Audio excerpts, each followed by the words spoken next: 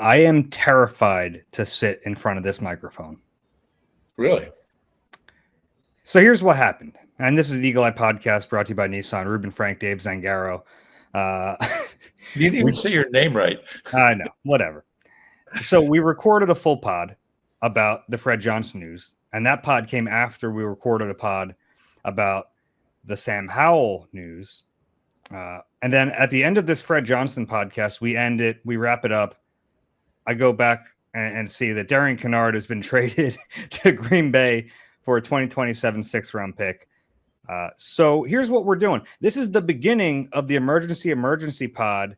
We're going to tack this on to the front of it. So you'll hear the whole Fred Johnson portion of the podcast, but we figured we're already here. Let's talk about Darian Kinnard. So we're merging two emergency podcasts into one, which is our second emergency podcast of the day. It's hard to keep straight. Yeah. Imagine if we were doing podcasts back when Howie went crazy with like the Byron Maxwell trade and all that stuff. That was all one day, right? Yeah. Getting all those picks to get Carson. We would have probably done like 6 pods that day. Yeah, you're probably right. Yeah. And who knows? We might be there by the end of tonight. We might be doing 6 today. Yeah. Okay. So on the podcast that we just recorded that people haven't heard yet, we were talking about the Fred Johnson trade and who it was going to be bad news for. The one name we actually didn't mention was Darian Kinnard. And the fact that he just got traded for a 2027 6th-round pick makes me think that he wasn't going to make this team. Yeah, I think that's fair. And he's a guy who can play some guard, can play some tackle. He's got 3 Super Bowl rings, and he's also played in 3 career games. He didn't play in any of those Super Bowls, but he's got the rings. Yeah. So I'd like to congratulate the Green Bay Packers on their Super Bowl 60 victory. Yeah, that'll be number 4 in a row for Darian Kinnard. Nobody's ever done that. Ken Norton won 3 in a row. He actually played in those games. Yeah, so the changing O-line, we were just talking. We will be talking about how they don't have a ton of great depth at guard or the interior O-line, but with the trade for Fred Johnson, you feel pretty good about their depth at tackle. So I wonder if there's another move to be made. Probably. Yeah, well, Darian Kinnard was, when they were playing Brett Toth at left guard during training camp, we thought Kinnard was maybe an option to start if Landon Dickerson isn't ready for week 1. Maybe this is another sign that Landon will be ready. I think that might be fair to assume. Yeah. I don't know. I just feel like, it's a separate issue, but I just feel like Landon Dickerson is going to play against the Cowboys. Mm-hmm. I don't know that. It just kind of feels that way. Like they're making moves as if that's the case. But who knows? We'll see soon. Kinnard hadn't played much. It was kind of a projection. He played that the only game he's really played in his life is that meaningless Giants game. 4 snaps in one of the blowouts earlier in the year. So it's not a huge loss, but he was a guy that they thought highly enough that he was getting a lot of second team reps and 2 spots. It's kind of funny that Howie's worried about 2027 because he gave up a 2027 7th. So in this trade, he replenishes day 3 2 years from now. Well, that's such a Howie move, right? He probably wouldn't have been able to get to sleep if he hadn't recouped that 7. He might never sleep again because these trades keep happening. You know what? Knowing Howie, he's sitting there saying, like, I got to get that 7 back. Who can we trade? Anybody got somebody, anybody want one of our guys for a 7? But I'm surprised he didn't trade Fred Johnson. All right. You have any other? Who's the guy they got and they traded him like 3 days later? Hugo Amadi. Yeah, you would know that. Yeah, that was that run, right? Yeah, you're right. Yeah, because they traded J-Jaw for Amadi, and then they got a pick for Amadi. So I think basically he couldn't get a pick for J-Jaw, so he found a way around it. That's Howie. Yeah. All right. Any other thoughts on Darian Kinnard? No, none. Okay. All right. So now here is the Fred Johnson portion of the podcast.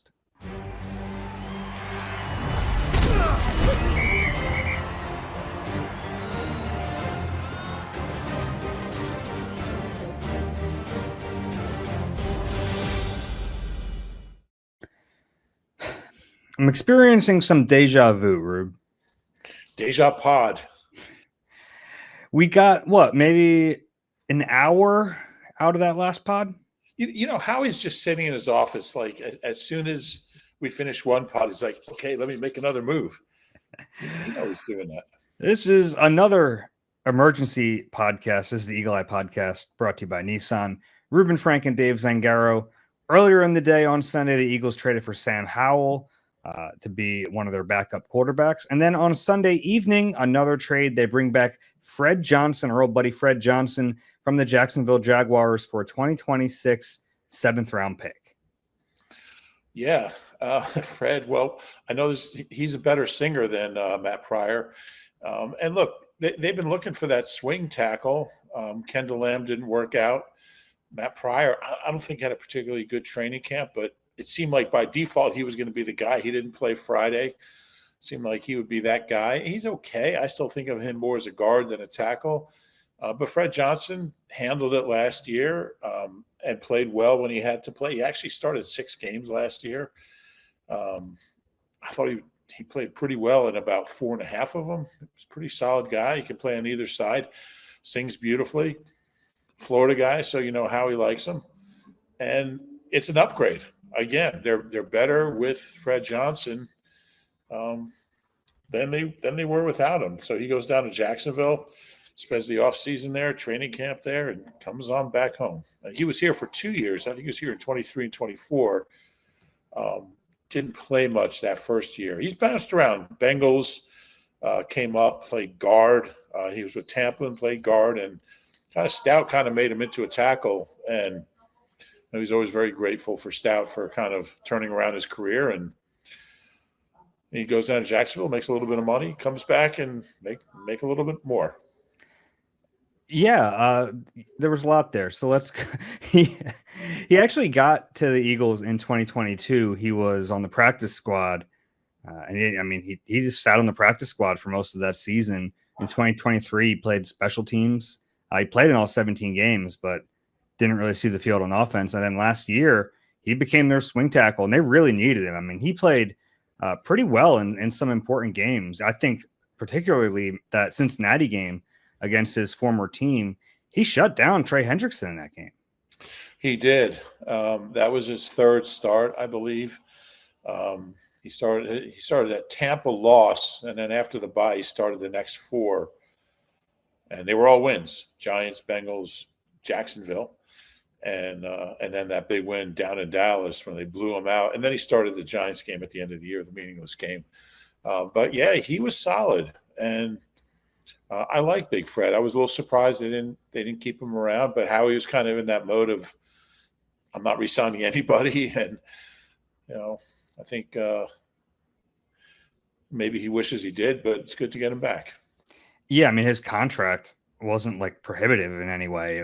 It's a pretty low money deal. The Eagles could have paid it. I know you were right. Like, they were just ready to move on. And they ended up drafting a couple of tackles on day 3, and neither of those guys appear ready to play right away. So it was something that we saw in the preseason. It was really the most that second preseason game, watching that backup offensive line. There were some alarm bells going off because the offensive line depth was clearly not what it was in 2024. Yeah, and that's an important spot. I mean, sometimes you might have a backup right tackle and a backup left tackle. If you're really stocked and you have guys who are good on one side, you can do that. But I kind of get the feeling Stout likes having that swing tackle, a guy who can play on either side, that backup 3rd tackle. And I just think of it as like the big V position in 17. And when he had to play, he was ready. And I just never felt like Matt Pryor was the ideal solution to that. I had him on my 53 just by default because I didn't have Kendall Lamb. I thought he was better than Kendall Lamb, but low bar a little bit. Kendall Lamb did not have a good summer. So I guess you're better at two positions, backup right and backup left tackle. Yeah, I guess in hindsight, it was kind of weird the Eagles let Fred leave and then signed an older veteran who wasn't nearly as good, at least what we saw this summer. I thought Kendall Lamb really struggled. So this is a move that it ought to help them, I think. Yeah, and maybe Fred thought if he went down to Jacksonville, he'd have a chance to start, which obviously with the Eagles' two tackles, he won't have here if everyone's healthy. Sometimes just being on a new team can either kind of like revive a guy's career or can hurt a guy's career. Kendall Lamb comes here, and he's an older guy. He's in his 11th year. Mm-hmm. It just didn't happen for him. So, and look, Matt Pryor played really well last year as a guard with the Bears. A really good year. Was never even in the mix at guard, or barely. So it's a weird deal. So much of it is being on the same page with the guys around you, taking to the coaching, the system, the scheme, how they want you to block. I thought Fred Johnson did all those things really well last year. Totally agree. They get him for a 7th round pick, which to me kind of indicates he wasn't going to make the Jaguars roster. Yeah. If they were willing to part with him for a 7th, but it was weird. I just did like a quick study and saw some 53-man projections, and it looked like most of the Jaguar writers had Fred on the 53. So yeah, I don't know, maybe a little disconnect there, but if you're getting him for a 7th, I think this is one of those trades where, you know, the Eagles have the 32nd in the waiver wire order, even though, wait, is Fred vested? I think he would be. He would be. Okay. Yeah, he would have had 6 pension credit years. Interesting. Yeah, so maybe the Eagles just needed to give up a 7th of prime away from Jacksonville, which is weird for Jacksonville. You would think they'd hold on to a tackle depth piece for a 7th round pick, but the Eagles have so many picks next year that that's not going to hurt them. No. And one interesting thing about it, I think for Howie, like anything from the 5th round on is almost interchangeable. Like, I don't think there's a big difference in value for a 7 and a 5 and a 6, because he's kind of getting the same level of talent in all those late rounds. And he's finding guys in each of them. So the way he's pulling off these trades tells me he does kind of care a little bit, because he's trying to recoup value. Yeah. But I think, I don't think there's a huge difference. And I mean, maybe Jacksonville didn't want to. I don't know. It's all very strange. It's all very, very weird. Still have a lot of picks next year, and he's going to trade a few of them maybe later tonight. Once we post this pod, that's when the next trade will come. You know, going through the 53-man roster, trying to do the projections this year, I think the one thing that did stand out was the bottom part of the roster wasn't as deep as we've seen in other recent years. I think this is obviously more of a top-heavy team. They have a lot of big contracts, but I think the 49th, 50th, 51st, 52nd, 53rd player, maybe those guys weren't as strong. And I think that's why we're seeing all these trades this month. Yeah, I think it's at certain positions. I think O-line is one of them. Pretty clearly that their backups didn't play well. You mentioned the second team in that second preseason game, which I guess was the Browns. They were bad across the board. So I think it's going to be a busy next couple days for Howie. I think he's going to be in acquisition mode in a couple spots. I mean, there's some positions I think they're in pretty good shape. Linebacker. They're not going to go out and sign a linebacker. But there's some positions that I can see Howie being active, like edge, interior line.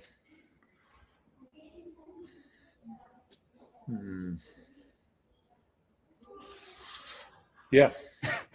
I think that was a long pause there. Well, I was waiting for you to interject. I think wide receiver with Mechie now, you feel better. feel like you have pretty good depth there. But yeah, there's some areas where you could certainly get some help. Over under. So right now we're recording this on August 24th. How many days are in August? I believe it would be 30. 30. Okay. So no, 31. 31. Okay. I never 30. learned the thing. It's 31. Okay. Yeah. So basically a week left in the month. I'm sorry. Basically a week left in the month. Yeah. Over under 1.5 trades. Oh, I think you do over under on how many more emergency podcasts. They kind of coincide. I think he'll make by the end of August or by I'll say 2 more trades. Okay, so you're taking the over. I'll take the over. That's how that works. If I forgot what you said the over was. Okay. I thought you were just asking me how many, but yeah, I think a couple more. Okay. So he's already made 4 trades this month. Real quickly, Jacorian Bennett for Thomas Booker, John Mechie and a 2026 6th for Harrison Bryant and a 2026 5th, Sam Howell for a 2026. Oh, Sam Howell and a 26 6th for a 2026 5th and a 2027 7th, and Fred Johnson for a 2026 7th. How does Howie even keep all this straight? He says he claims he doesn't have it all in his head, but I don't believe that. I think it's amazing. And like, you know, we're so used to it here, and it doesn't mean that every trade is going to work out. And it doesn't mean that he's you know, we see all the Howie season comments and memes and everything. But the one thing you can always give him credit for is he is going to do everything he can. He's going to try to win on the margins. And some of these trades, they feel like nothing trades. And I think some GMs just wouldn't do it, right? Like I think some GMs wouldn't, especially like a John Mechie. Like I don't know if they needed to go trade for John Mechie, but he saw an opportunity and he thought it was a good one, and he went and trade. And it doesn't mean it's going to work out, but I think Howie, more than really any other GM in the league, is always willing to make a trade like this. Yeah, and the flip side of that is the pick acquisition phase. I was looking at April 27th, 2024. He made 5 trades that didn't involve players. he traded 6 picks and got 9 picks back. Yeah. During the draft, right? During the draft. And, you know, that's – so then you have these picks. And he doesn't see picks as potential players. He sees them as assets to give him flexibility to do what he wants. And if that means making 4 trades in August, he's able to do it. And he's – you know, he never has to sit there and think. And these are all picked, you know, trades for late round picks. He never has to think, do I really want to give up this pick? Do I have enough picks? He has to think about that because he keeps adding more and more and more. And those little trades that don't seem like they mean anything in the middle of the draft, like, you know, the Eagles have traded this 7 for a 6 next year or whatever, that's value. And Howie has the luxury of, like, I think a lot of teams, they want that pick now. Howie is like, you know, if I can make that a better pick next year or in 2 years, not like he has to worry about his job. He's going to get that. He'll turn that 7 into a 6 into a 5. And most GMs devalue future picks, and he doesn't. He doesn't. Yeah, that's a really good way of saying what I just spent the last 8 minutes trying to say. But yeah, but he can do that because he knows he's not in this win now mode. I mean, he's not going anywhere. GM for life. One more thing on Fred Johnson, and then I have a question for you. One of my favorite moments of the 2024 season was in New Orleans in Week 3. Fred gets on the field, he thrusts into action, and he played really well. And he got emotional in the locker room. Do you remember this after the game? Talking about it, and all of his teammates were like, "Yeah, Fred, hell yeah, Fred!" Behind him, we have the video of it. That was such a cool moment. Yeah, this is an undrafted guy who he was kind of a failure with the Bengals, and you know they put him in a position he wasn't great at, and he'll talk about that. I mean, he's overcome a lot, and another undrafted guy who's made a nice career for himself, and it's good to have him back. This trade, who's it bad news for? That Pryor. Okay. Yeah, I think we're in agreement that Kendall Lamb was already not on the team. What about Myles Hinton? Do you think this has any effect on him? I don't think it should, because if you've determined that he's worth developing, I think you would still keep him. Yeah, I think that's fair. I don't think it affects Myles. I wonder if Matt Pryor will even make the team now. Might not. Yeah, he didn't play on Friday night, and to me that was an indication he had the team made. We'll see. Yeah, Fred Johnson wasn't here yet. Yeah. All right. You got anything else before we wrap this up? I made a quick list of 10 players that Howie has, because obviously Fred was here last year. 10 players who Howie re-signed after they were with another team. Okay, that's fun. Are you gonna? That story's running tomorrow. If you think it's worth it, but here's what I came up with, and some of these were really good when they came back. One of them was a. Oh, okay, I thought you were just going to tease the story. You're going to go through the list. No, let's go through the list. I don't think it's going to hurt the story. Okay. Here's what I got, because I want you to add any that you can think of. Okay. And it goes downhill really quick, but some of them were pretty good when they came back. Nick Foles, Chauncey Gardner-Johnson, Deshaun, Jason Babin, Vinnie Curry, Jordan Matthews, Brett Toth, Matt Pryor, Patrick Johnson, and Jordan Howard. Now, actually, Fred Johnson wouldn't be eligible for this list because he never played in a regular season game for another team. But I only put people on here who actually played for another team and came back. Well, when you make up the list, you get to also decide how the rules work.